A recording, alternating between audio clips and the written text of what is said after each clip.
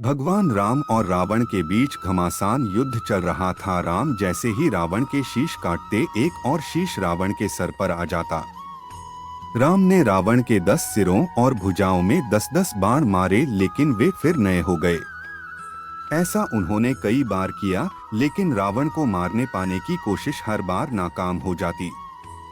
दोनों के बीच भयंकर, विध्वंसक और तीनों लोकों को हिला देने वाला युद्ध हुआ। देवताओं ने ब्रह्मा जी से पूछा सवाल। तभी सभी के मन में सवाल आया कि भगवान राम ने रावण के कई सिर और हाथों को काटकर फेंक दिया, लेकिन उन्होंने रावण के हृदय पर तीर क्यों नहीं चला रहे। यही सवाल देवताओं ने भी ब्रह्मा जी से पूछा।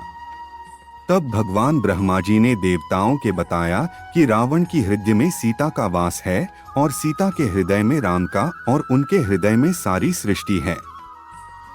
अगर राम रावण के हृदय पर तीर चलाते तो सारी सृष्टि नष्ट हो जाएगी। विभीषण ने बताया वरदान के बारे में। ब्रह्मा जी ने बताया कि जैसे ही रावण के हृदय से सीता का ध्यान हटेगा, वैसे ही राम रावण का संहार करेंगे। इस बात की जानकारी जब विभीषण को मिली, तब उन्होंने रावण के नाभि में मौजूद अमृत के बारे में बताया और उस पर प्रहार करने को कहा।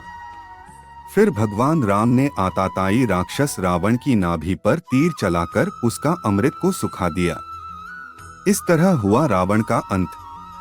नाभि में मौजूद अमृत सुखाने के बाद रावण का मन विचलित हो गया और उसके हृदय से पल भर के लिए सीता जी से मन हट गया। तभी भगवान राम ने अगस्त्य मुनि द्वारा दिए गए ब्रह्मास्त्र से उसके हृदय पर प्रहार कर उसका अंत कर दिया और युद्ध जीतकर सीता जी को मुक्त करवाया। रावण वध का यही दिन दशहरा या विजयादशमी कहलाया। सीता जी का उपासक था रावण। लंकापति रावण त्रेता युग का सबसे हीन प्राणी के साथ साथ एक ब्रह्मज्ञानी, कुशल राजनीतिज्ञ और बहुविधाओं का भी जानकार था। भगवान राम के साथ युद्ध में उसकी मौत हुई और मोक्ष की प्राप्ति की। रावण जानता था कि माता सीता लक्ष्मी स्वरूपा हैं। रावण सीता जी को हरण इसलिए करके लाया था ताकि भगवान राम द्वारा उसकी मुक्ति हो जाए और पापों का अंत हो।